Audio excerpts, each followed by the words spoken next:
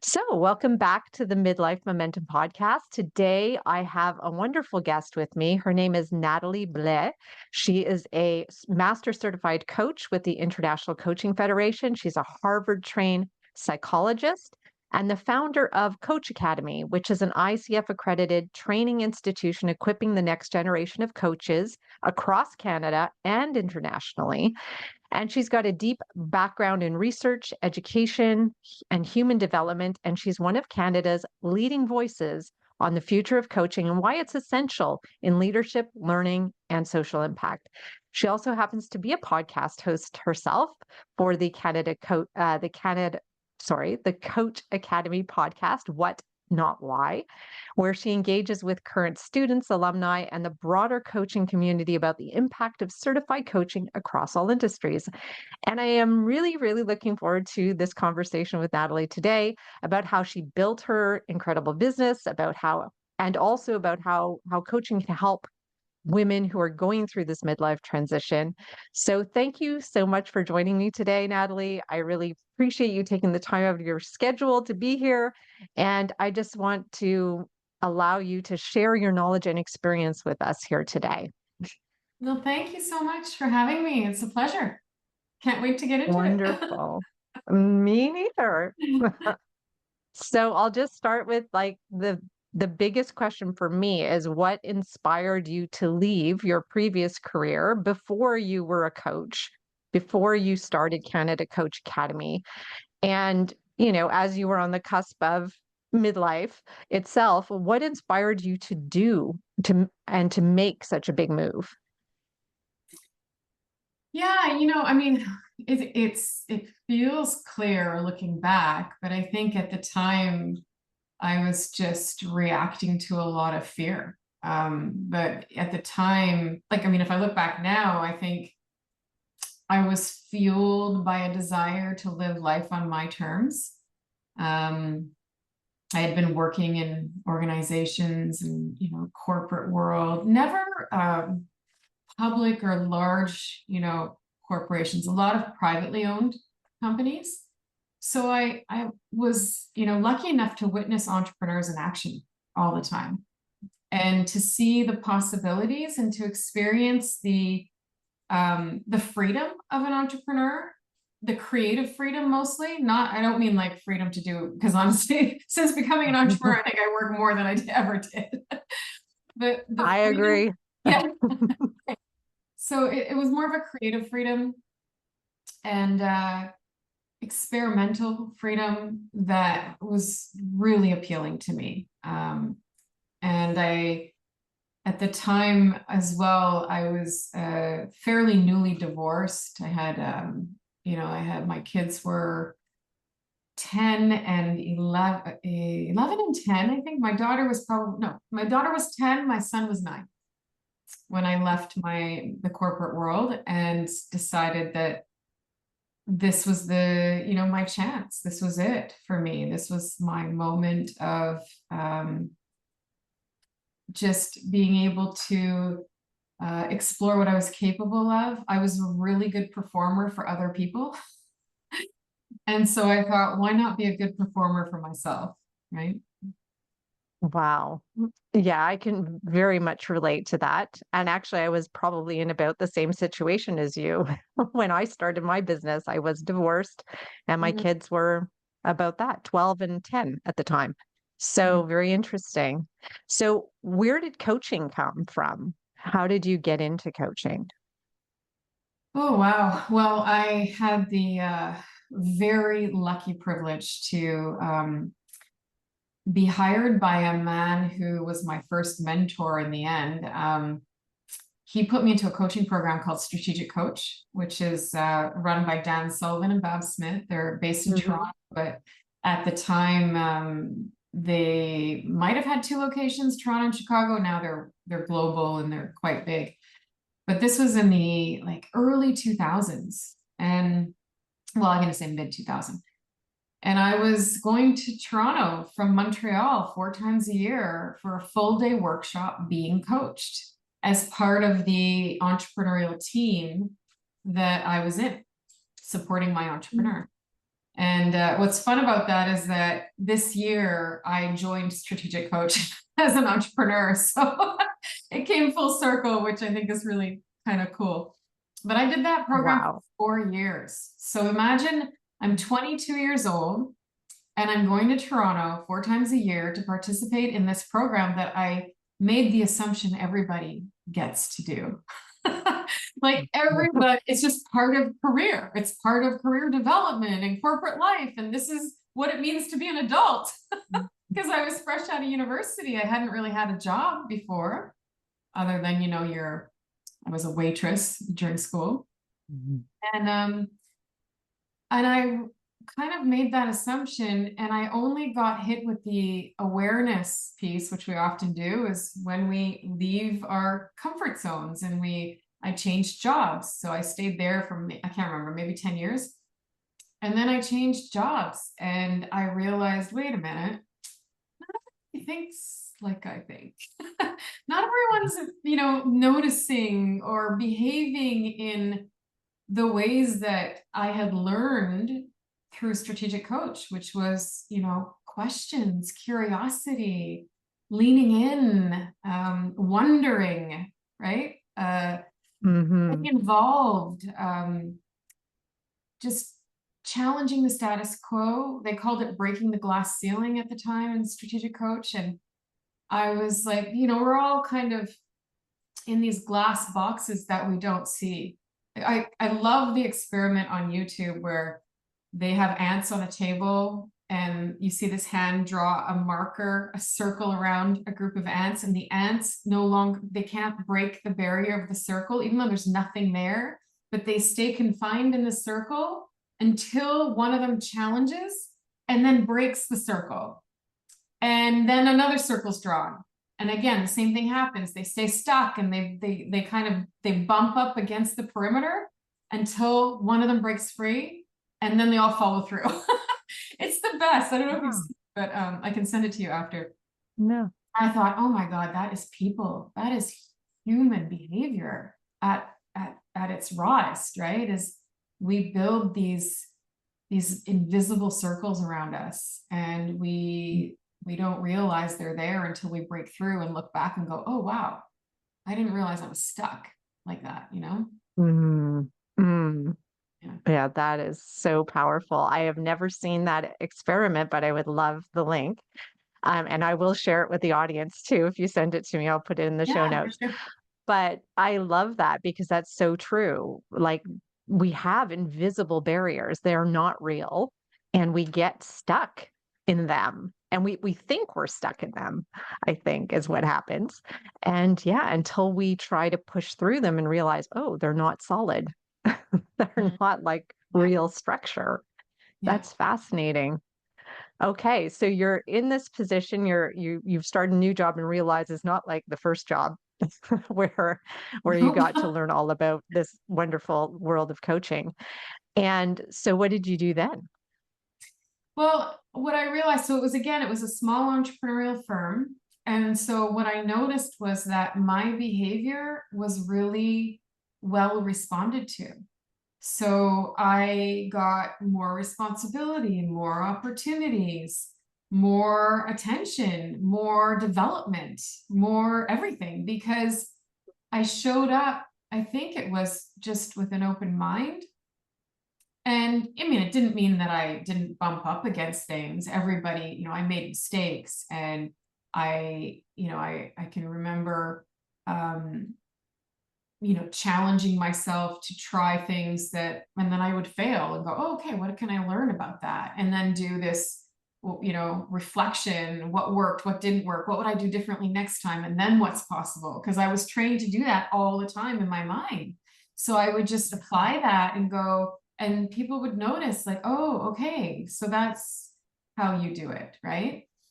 And I think it's just, yeah, it was really neat to experiment with the difference that made. And also, hindsight's 2020, right? I think it was Steve Jobs who said you can connect the dots going backwards, but you can't connect the dots going forward. And at the time, I couldn't have connected the dots going forward. Like I couldn't have predicted, being the founder of Coach Academy, but it certainly laid the foundation for what was to be my future, for sure. Because every step from that training led to greater opportunity and awareness. And that doesn't mean that I didn't have curveballs thrown at me, and for sure life happened, but I felt like, well, I don't know if I felt like it at the time, but I could certainly see how the dots were connected, right? And it's this, and I think what we need is faith more than anything, right? Faith that we aren't stuck in a moment. This moment will unfold, and it's up to us to decide what do we want that moment to be, right? And it's hard to do. It's really hard to do, to have faith, right? To let go of fear, your anxiety, your stress, your worry. It's real. It's so real for us, right? But to be able to let go and go, you know what? This is out of my hands. And I'm just going to trust by doing everything I can that's in my control. I'm going to work really hard. I'm going to be the smartest, the most knowledgeable, the most ambitious, the most present person I can be. And I will let the rest go because I can't control it, right? I see that going, like looking back, because of the challenges and because of the hard, life moments I've had to endure. And I believe that's why I believe in coaching so much, because it truly is a mindset. It's a choice, right? We can choose other things. I chose coaching. Interesting. You choose it every day, right? You have to choose it every day. It's not something that you choose once and then it happens every day. You have to choose it every day to really step into it and let it work its magic. Yeah, that's a really good point. And that applies to so many things where you have to choose it every day. It could be a relationship, it could be your, your lifestyle, the way you live, the choices you make. It's a renewed thing that you do every day. And I love that idea. So along this path that you were on, at some point you became a certified coach. You decided to follow a coach training, and I guess, is that what happened? Yeah, one thing led to another. I ended up specializing in communications, and I took a break from my career right before, I guess the last job I held before becoming an entrepreneur. And I took a break to raise my kids for 2 years at home. They were back to back, like 18 months apart. So I was, just trying to be present mom. And of course I couldn't sit still. So I ended up with a job working for the local paper, writing stories and reporting. So it was kind of funny. And that was fun. That was a good learning experience. And then, my marriage was failing, and I realized I needed to get back to work to support my kids. And I had a really clear vision of what I wanted. And, so it was close to home, it was flexibility, it was work from home if I could. At the time, that wasn't really a thing. And it was, a very family-friendly employer that I was looking for, because I just really needed to be close to my kids. And I just visualized that every single day, and ended up lucky enough with an employer who's right in my small town, 5,000 people, and I actually could go to work, and it was, a 10-minute drive. And then I was offered the opportunity to work at home for three of the 5 days, I think it was, to start. And in that role with the owner of that company, it was a really creative collaboration. He was fascinated by the coaching background, and together in conversation and with his history in working in hiring and recruiting, talent management, we developed this idea that every person that we would place into these roles overseas. They were specialized in mining and heavy industry in Africa, Asia, Latin America. And when I started having what was called DOS conversations, dangers, opportunities, and strengths, that I had learned at Strategic Coach, I had these conversations with the heads of the multinationals that we were working with. And what's keeping you up at night? You know, what are your greatest opportunities? What are your biggest challenges? And they would say, developing and retaining top talent, and then developing the nationals into leadership roles. Because a lot of the people we were placing were expats. So they would stay on average 3 to 4 years in a position and leave. And so when they left, they would take that knowledge with them. And so I said, well, what do you know, or what have you seen that works? And they would say, well, there was a coach, or there was a coach approach. The word coach would just keep coming up in terms of successful transfer of knowledge.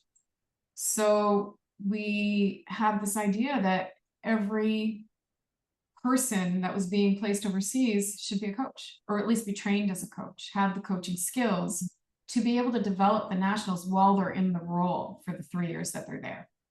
And so we hopped on a plane, went to California, and met Lenny Wildflower, who was incredible, an amazing woman who was running it was a master's program at the University of Santa Barbara. I think it was in leadership and development. I'm not too sure, and she may correct me on that, but she was a pro. She was a coach, and she had designed a certification program. And so I got certified along with a few other people in the organization, and that led us to developing a program for the people that we were sending overseas. So in that process, I just got really heavily involved and found my passion. Like, I just took off. I was like, I just embraced it. I mean, I lost all sense of time, and I just really found my passion. So I was completely blown away by the impact of the program in the first piloting days, when we would bring people in from the network that we were in, and they would do the program and they would leave it, and they would often say, I mean, 9 on 10 would say, where was this 30 years ago? How did I not have this skill? And they were all SVPs, you know, plant managers, like really executive, high level roles, and deeply into their careers. Yeah. I had the country manager of Pfizer Indonesia at the time, not current, but at the time, say to me, I've done leadership programs for the last 30 years of my career, and I have never done anything like this. And it was profound, because, and I mean, one gentleman was 70, I'm going to say he was 71, 72 at the time. He said he had never in all his career learned how to ask an open-ended question. He had gone through his entire career asking closed-ended questions. And his whole purpose in that program was to start asking open-ended questions. It was very profound for me to witness that, and to see the impact, and then just realizing, well, this is way beyond what we're doing. This is a human skill. This isn't just heavy industry mining. This is people. People need this skill. And I believe that they need it now more than ever, because of AI and technology taking over our critical thinking and our communication skills. So I believe that, you know, these coaching skills are the differentiator, and the skill, the tool, the strategic tool that people need in language and communication to navigate this world of technology. I agree with that 100%. I love your story. I love how it just came about organically, and you just fell in love with this modality, this way of, you know, and that I just find it fascinating that this wasn't a thing, that they didn't know this. They didn't have this skill. So many people don't have this skill still. but at that time, even less, obviously. But just fascinating that that is how you just sort of fell into it, and then And I mean, yeah, it wasn't in isolation. It was in conversation. It was in collaboration, and it was in just, resourcing, being resourceful as we do as coaches, right? I also had a coach, so I was experiencing the profound impact of being coached at the same time. And I think that, like, what people often want, I think women mostly, I can speak for as a woman, that we want to know with certainty what's going to happen. Like, I want to know that I'm going to be okay. I want to know that I'm doing the right thing. And I had this Japanese acupuncturist say to me once. He used to like utter these little words of wisdom randomly out of nowhere. And so one day I'm doing acupuncture, and he says, "Make a decision and make it right." And I thought, I had to sit with that for like hmm. days.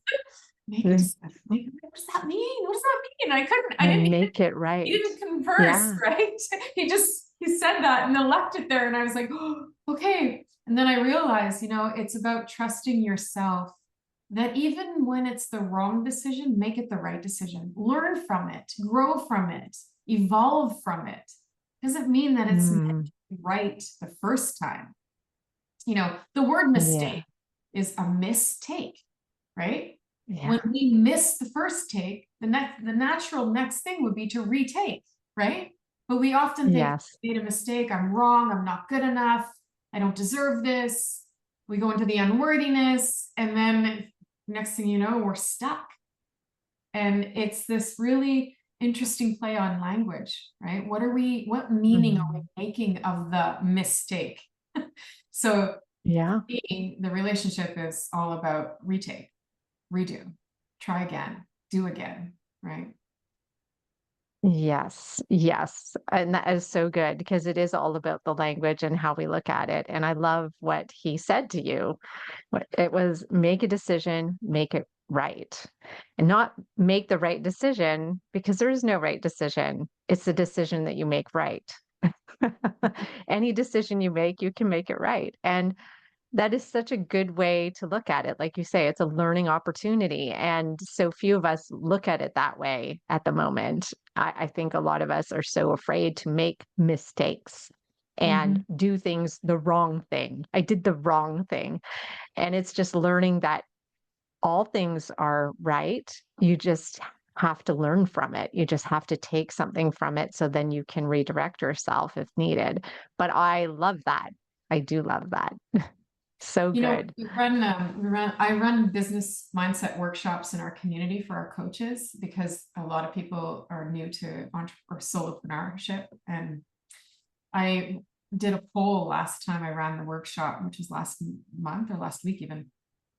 And I asked people to vote on what type of fear they fear most often. Is it fear of failure, fear of exposure, fear of, what was the other one? Oh, fear of asking. And there was one other fear. And to my surprise, fear of exposure was actually higher than fear of failure.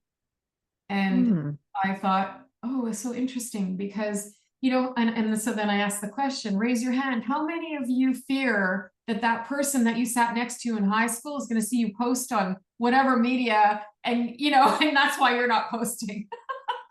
Because some person out there that, maybe it's family, maybe it's an old colleague, maybe it's, a friend, whatever, an ex-friend, I don't know. We have this fear of exposure that will, again, keep us from experimenting, from living out our full potential, really, because one person might Mhm. have an opinion about what it is that, and I've had it too. I mean, I didn't do a podcast for years because I was so afraid of that. And so finally I was like, I had to be coached on. I was coached by an entire group of my students.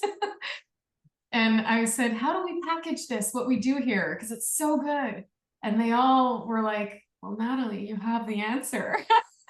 It's the podcast. It's so funny. But yeah, it's really fear is present for everyone. And I think that's what we need to realize, that there's no fearless, it's fear and do it anyway, and it's this whole idea of taking those actions and being scared while doing it. It's okay to be scared. I don't know that it's Yes, even normal not to be scared when you're doing something new. absolutely. Absolutely. So I guess you did that. You faced your fear and did it anyways and started your own business. So did you start this business with that gentleman that you originally were working with, or this was Yeah. something that you went out and did on your own? Yeah, we founded in 2016, but we founded Yeah. yeah, Canada Coach Academy was our original name and brand. And then since then we've expanded to the US and overseas. So it's now Coach Academy. And we Hmm. try to hover under that brand. But yeah, at the time, Canada has a very, very solid brand in the world in terms of education and training. And we knew that because we were in a global company. And so we decided to call Canada Coach Academy. And that was a way to move away from the niche into humans, like all humans from all sectors and all walks of life could come to the program to be trained. And what I do notice even today, we're bringing in, I don't know, anywhere from 40 to 80 people a month into our programs. And no matter what walk of life people come from, there is always that moment in week 2, usually, of the program where they go, oh my gosh, I did not know this is what coaching is. And we have a high degree of highly educated people in our community. We just did actually a demographic study, and we have, I think it's over 37% of our students have postgraduate degrees, which is really interesting because I did not know this until we did this study. A lot of executive level leadership, and then we have our life and wellness program, so we have a different demographic there. And I just know that no matter who is in this community, they all have one thing in common, and that's this willingness to unlearn what they Hmm. thought was connection, what they thought was effective communication, what they thought was listening, right? What they thought was inquiry. They are, I know I can see the moments now because I've been doing this 9 years, right? So I can see the pattern in the program where they hit their biggest transitions, where they hit their biggest hurdles. And we've embedded things in our program now, like self-care moments, because we know that those hurdles are coming. And it's just so fascinating to watch human behavior. It's very cool. Very cool. No matter, It is. it's cool because we're more alike than we are different. That's what I notice all the time. We have a hugely diverse community, huge and multinational, and demographics. We have a woman who's 85 years old in our programs, and we have as young Wow. as 17. It's this beautiful place. They all come together and realize they are more alike than they are different, and it's just Mm. beautiful. Yeah.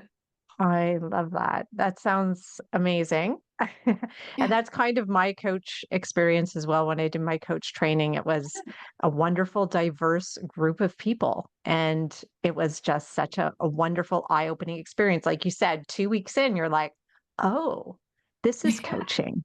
Yeah. It's my idea was it's giving advice to people, but it's not giving advice to people at all. It's being just a witness to this person and giving them space. And it's such a beautiful skill that, yeah, I think, like you said, everybody needs to know what this is. Everybody needs to experience it either on the coachy end or being the coach themselves. But I think it's such a beautiful experience. So you took that and you ran with it.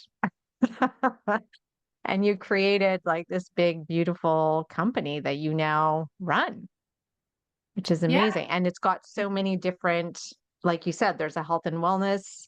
sector and you have different sections even now. It's not just coaching, it's many different types of coaching or Yeah, well, we departments started. of coaching. Yeah, we started with our original program was the leadership program, and Mm. then that became professional or executive coaching. So a branch off. So now we have those two level one, level two programs. And then life and wellness was a passion project that I started because we hadn't really been in that space, but I wanted to see, what I could discover about that side of coaching and bring to coaches. And that turned out to be our biggest offering for many, many years. And then with the Harvard degree, I ended up bringing in specializations because I was just so fascinated by what I was learning. I wanted to support coaches who wanted to specialize in grief or in motivation or compassion. We've just added a team and group, 12-week program. So I tend to develop the programs from the feedback in our community of what people want. And then I do my best to deliver some, specialization in those areas. So yeah, I love that. Any menopause coaching coming up? we get asked that a lot. And so that's something that I may look into. The only thing about that is I think there's coaching skill, which I think you need to master the coaching skill and then specialize. And that Mhm. specialization, I don't feel like I can support that specialization with what I have as education. So I would have to bring in somebody to do that because I really like to honor, the educational background and the professionalism. Like we do have actually some physicians in our community who are specializing in menopause. Mhm. So it could be a collaboration at some point, but yeah, I think there's Absolutely. definitely need for it for sure. Yes. Yes. So, I mean, it sounds like coaching has been a big part of your life. It allowed you to get over certain hurdles, even just starting a podcast, similar to me too. I had to get over myself to to get this podcast out there. So, and just to leave your job and to start this business. I mean, I'm sure it took coaching to get you to where you are, and so it's been part of your journey. And now it's something that you offer to others. And but you're also a woman in midlife, like me, like my audience. What aspects of midlife do you think are there some unique aspects to midlife or menopause that you think are really suitable to coaching or really helped by coaching? I mean, I think coaching conversations are healing conversations. They're about emotional regulation and discovery. I believe my experience anyway, as a woman, especially a woman entrepreneur and a woman who has always been, I don't want to say outspoken, but confident in what I believe and willing to step up, right? To step up to the leadership role, to step up to um, project management, to jump into areas that I wasn't even really that knowledgeable about, to learn and to become knowledgeable. Harvard was a big piece of like, oh, do I belong here? And doing Mm, it anyway, and recognizing that it's not about do we belong, it's about do we want this, and do we want to fit that ideal that we've set for ourselves. So to go back though to repairing, repairing conversations or healing conversations are the ones that a woman gets to be heard and gets to explore her own emotional makeup without what we typically often experience, which is, don't be so emotional. Why are you defensive? What, like it's almost like a know your place, or are you sure that you want to try that? We're questioned all the time in society, a patriarchal mhm. society. And so, and some, I think a lot of women, not all women, but a lot of women experience that and get shut down. And the coaching conversation is a place to explore those have to, need to, want, shoulds, and get into the I want, I will, I have. And it's ownership. And it's possibly the first time that they get to explore themselves with that. Well, I call it a one-way conversation, as it should be. Coaching is not a dialogue, right? It's not about me, the coach. It's about the coachee. It doesn't matter what I understand, what I believe. If I'm, even hurt by you, I shouldn't be hurt because it's not about me. It's about them. And so this opportunity to feel seen, to feel heard, to feel felt like that's what a woman really needs, or anybody. I know, I mean, I'm just saying women because we're talking about women right now, but I've seen CEOs, I've seen alpha personality types be reduced to tears because of that feeling of being felt, of being seen. And, leadership is lonely. It is. A lot of a lot of leaders are lonely because they can't have the conversations they want to have with their colleagues, who are typically, maybe it's their direct reports, or maybe it's, I don't know, competitive. We can just think of dynamics in organizations, right? It's not always easy to have those transparent and open conversations. And again, coaching is that. It's the opportunity for that one-way conversation where you are the center of attention as the coachee. And it's not about the coach. And the coach has a very important role. The coach is there to witness, to observe, to reflect, to notice. I mean, when was the last time somebody noticed you take a deep breath, or, look down in a moment, or, I don't know, like say, I don't know, start to stutter, right? Or, use those habitual responses of, I don't know, I'm not sure, maybe, I think, I feel. So we're trying to break through that as coaches, to be able to allow spaces for people to truly do their deepest thinking. And it can only be done in a safe space.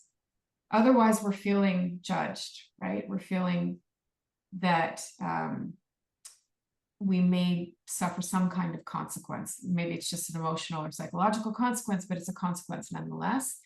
And if it can't be safe, we're just not doing our jobs as coaches, right?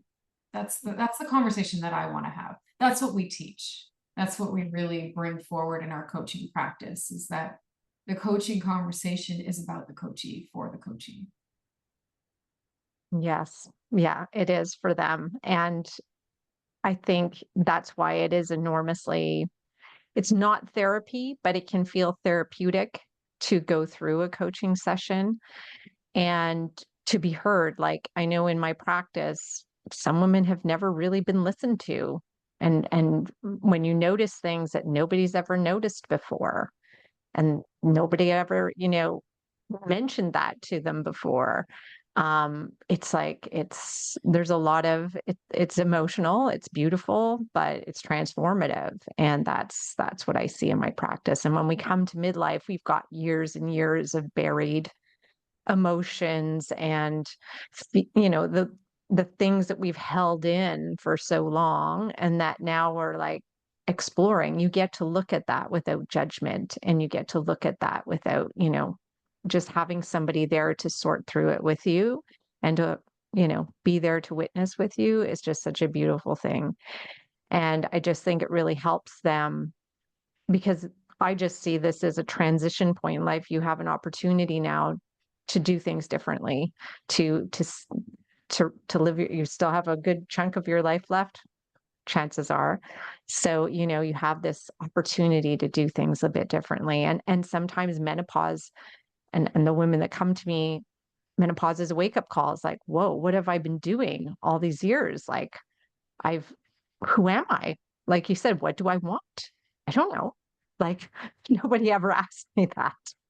So that's who ends up coming to my door, is people like, I don't know what I want, and I'm lost, and understand what's going on with my body, and you know, just a bunch of things that they just need to sort through and have somebody there to talk to about it. And help them find a direction, help them find what it is they do want. It's so powerful. But yeah, and for so many people do feel lonely. Like you said, leaders feel lonely.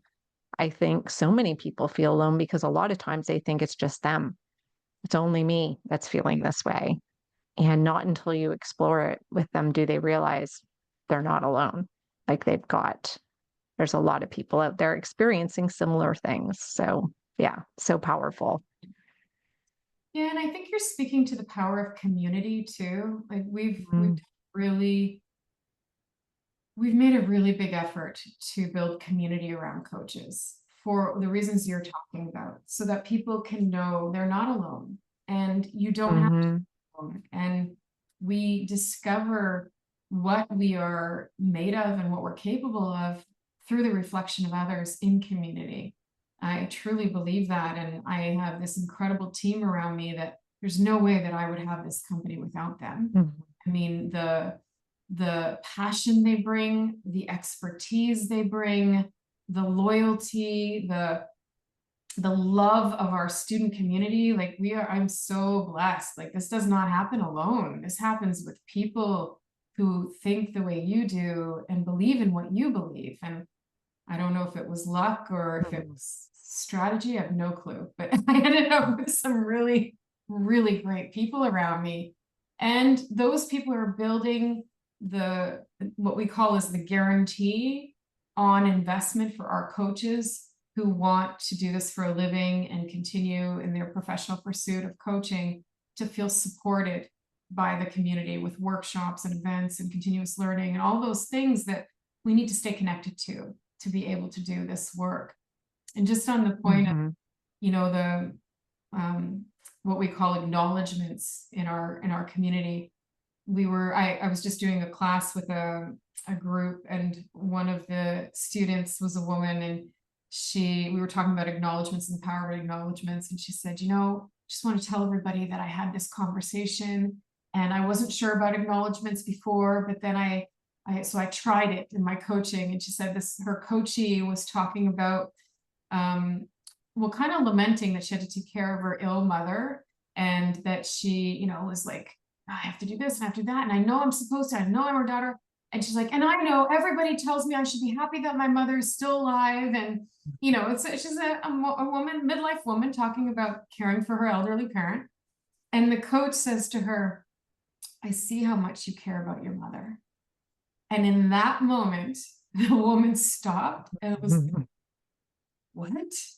Like she had never heard anybody acknowledge. And of course, the tears come because it mhm, feels like she's been seen for the very first time. And I thought, wow, what mm, example was so perfectly delivered in that time. And that is the power of allowing someone to just be seen, right? Like you don't have to fix mm. them, you don't have to save them, you don't have to, problem solve. You just have to see them.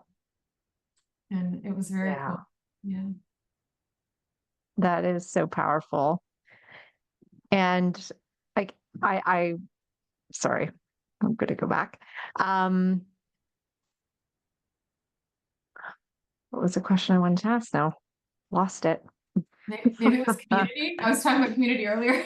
Yeah, I love that idea of community. And I know in women in midlife, that is such an important aspect too.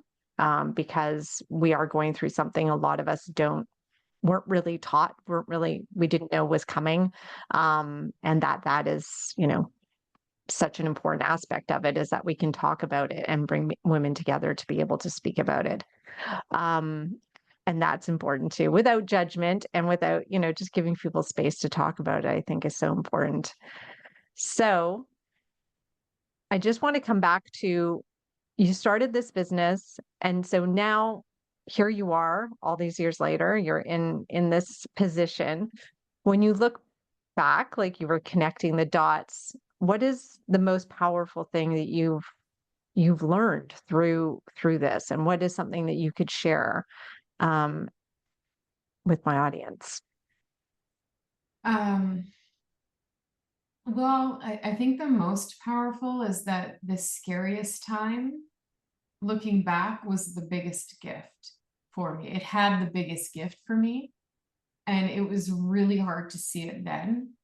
But now, knowing what I know today, it was certainly the best gift. And so when we're in those times where we're struggling, whether it's self-doubt or financial or relationship breakdowns, it's the question that I kept asking myself in those moments was, how is this happening for me? What do I need to pay attention to? And what do I want? Because we talk about manifesting, right? But to me, manifestation is all about the reticular activating system, right? It's not as sexy as manifestation, but rise. It's not so sexy, right? But it's what it is, right? We're programming our frontal cortex to pay attention to the things we want, not what we don't want. And so a question like, how is this happening for me versus why is this happening to me? Those are very different questions. And it's the questions that tell us what to pay attention to. So in the hardest, most challenging, I mean, I had a partner. I don't have a partner now. That wasn't an easy, an easy breakdown of a relationship. It was corporate. It was tough. And or even if I look back at the early days, I didn't start this company with money. I took my severance pay and I cashed out my RSPs, and I lived the first 2 years on, generating what little income we could, and, just believing in this idea and pushing, and never getting like a dog on a bone. But it wasn't the first 2 years. There was no money. Like, it was one paycheck to the next kind of thing, where 1 week to the next, where what could I drum up and what could I bring in the door? So those were very scary times, especially with 2 young kids. And I look back, but I know one thing for sure: I never ever lost hope in the vision for what could be, because I saw it every time we ran a session, every time we ran a program. It was the same over and over. There was never anybody who was like, "Nah, this is crap. I'm not going to do this." Never. I mean, that's pretty impressive statistically. So Yes. I just knew I had to get this out there. And so faith, and knowing that the scariest time might just be the greatest gift. The scariest times in my life led to company, have led to freedom, have led to the greatest love of my life, which I never would have found had I stayed in, terrible marriage #1 and terrible relationship #2. And, these things that you learn. I wouldn't have had my children. I mean, there's so many gifts to look for, and we just need to program our minds to look for them. Because I have to tell, maybe you've experienced it too. When you're coaching someone and you ask them, so what would you like to get out of your session today? Or, what's on your mind, whatever. They will often say, well, I don't want blah, blah, blah, blah, blah. Like, they'll go to the negative instantly, because it's our reflex protection mechanisms, right? It's the avoidance versus approach. So it's our job as coaches to say, okay, so what do you have then? If you don't want that, what will you have? To help them shift to approach, to help them move towards what they want instead of away from, which is the position we often take, right? So it's that moment in coaching where an attentive coach will pick up on the language and help do the shift to now start to program the reticular activating system to pay attention to what we want. And that person will leave that session that much more aware and clear about what they want and not what they don't want all the time, right? Always this default. Yes. And that little bit over time, being coached every week, leads to people manifesting what they want. And it's really just paying attention to the opportunities as they come, because otherwise you don't notice them. You don't notice the opportunities. Yeah. You're not looking for them. They pass you by. Yes. That's so true. And I just love that this has happened. What not why is this happening to me, but how is this happening for me? I just think it's such a great reframe and such a great question. I've also asked, like, what's the opportunity here for you? Because they're thinking, oh, this horrible thing has happened. Yeah, but what's the opportunity in it? And they're like, I didn't think about that. But I think once you learn to do that, and it does help to have a coach, even if you are a coach, it helps to have a coach because you don't realize where your blind spots are, right? You don't realize where you're not doing that.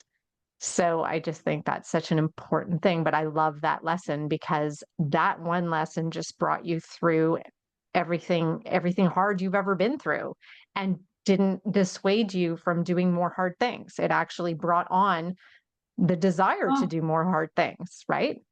there's many people out there will tell you, it's not courage that counts. It's doing the hard thing scared, right? That's what bravery is. And the more that you do get through in life, the stronger you feel, the more capable you feel to get through the next thing. And I mean, I'm not gonna lie, there were some times where I was staring up the sky, like screaming, like, what is this for? Mhm. What am I supposed to know and have faith in? I certainly would have, I mean, I walked so much. I'd listened to anything positive that I could, flood my brain with positive messaging. And if I couldn't sleep, it was a podcast on manifestation or on positive thinking or whatever. It was just anything to empower myself not to go to the negative place and not to get Mhm. stalled in that because it's too easy. And Yes. my reflex became doing. The more that I did, the more I felt I could be in control, even when I didn't know what the outcome would be. Like I stood a chance of losing the company, and I didn't know if I was going to lose it or not. But I knew one thing for sure, that I could do it again, and that if I needed to, I would. And it was about how much can I build and secure in that the space I'm in right now to guarantee that no matter what happens, I have my intellect, my IP, and my courage to do it again, right? Yeah, Wow. yeah. Yeah. And that's so important. It's the things outside of the coaching sessions too, is just to feed your mind and keep it in that place as much as you can to help fuel you and propel you in the direction you actually want to go, rather than because it's so easy to fall back and go back to that place that's so comfortable and so easy and familiar. Yeah, it takes effort to actually get yourself out of it, but and that has to be done. It's a choice. Like you said at the very beginning, we're making these decisions day by day, moment by moment. We have to make the decision that this is the way we're going, which I just love that you started with that. And I know we're coming to our time, so I want to ask you this one question, which I do ask all my guests is what's been the best part of getting older for you? Um, Time, the gift of Mm, time, like mm, recognizing how precious time is. I think when we're young, the days last forever, the summers are lazy and long. And as we get older, it's like, oh my God, one more day till fall. Yeah. We start to recognize how quickly time goes by. And I mm, think it's the gift of recognizing how precious time is, and what will you do with it? What will you do yeah. with this precious time we have that is not guaranteed to any of us? I am Hmm. I was I was driving home the other day and got stuck on the highway for half an hour. It was a terrible car wreck. And I see people around me who are impatient and turning angrily, doing U-turns, and I'm like, I'm sitting here going, grateful it's not somebody I love or me in that.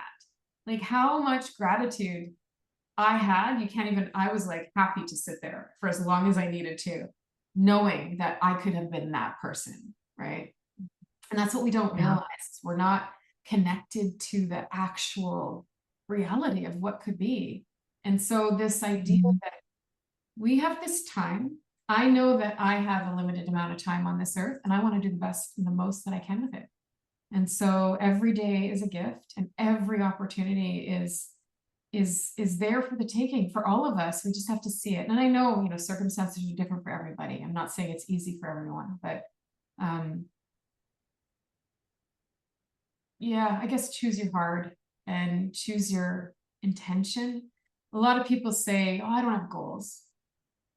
You just made a goal right there. You don't have goals as your goal. We all have subconscious goals that guide us. We know subconsciously we are driven by either to protect or to pursue. So those goals are there. And coaches help to bring those goals to the surface. That's really what they do. They help to become intentional. And in that Yes. intentionality is where the power is, right? And you're no longer reacting to everything. You're actually proactive, you're engaged, and you're deciding and you're choosing. And that is, the power of coaching. We talk about coaching about, I don't know, empowerment or self-development, but it's really that. It's about recognizing that awareness is the very first step to change. You can't change what you don't know, but you also have to be willing to do the work, willing to set the intention to do the work to change. And it's Yes. yeah, anyway, I could go on forever, so I'm gonna stop. Yeah, no, and I could talk about this forever too, but I do love that idea of time. And I think when we get to midlife, time becomes more precious. And if we can really embrace that and allow that to fuel us, and so that we do use these rest of our lives to be much more intentional, to use our critical thinking to create the life we want. This is an opportunity to jump on that. And I think like it's a great time of life to do that, because we do come to this time of life where time does become more precious and we become so much more aware of it. And then what are you going to do about it? So it's like, yes, Yeah, let's create an intentional life. And I think coaches can always help you with that. So before we go, I just want to give you an opportunity to tell my listeners where they can find you and where they can find the Coach Academy. yeah, coachacademy.com. It's we have our from there you can go to Canada or US. We have a lot of US students coming in. We have an incredible missions team that is just beautiful conversations is all they do. So you Wow. go and find us online, and you will end up on a form, and you can come to us through the admissions team, or you can email. I mean, we're super open. I'm Natalie at coachacademy.com if anybody wants to email me directly. It's Natalie with an H because Natalie, it's not English people tend to pronounce it with Natalie. So Yeah, it's Nathalie yeah. for all those in Montreal. Oh, Yes. good. Yeah, but Okay, thank well, you for that's the nice and opportunity. easy. Yeah, I Yeah, appreciate well, thank you. Thank you for being here. I will include all your links in the show notes so that anybody who's interested to reach out to you or to find out more about the Canada Coach Academy, the Coach Academy, they can do that. And yeah, it was just so lovely having you here. Thank you so much for doing this. Yeah, thank you. I appreciate it. It's fun. It was fun.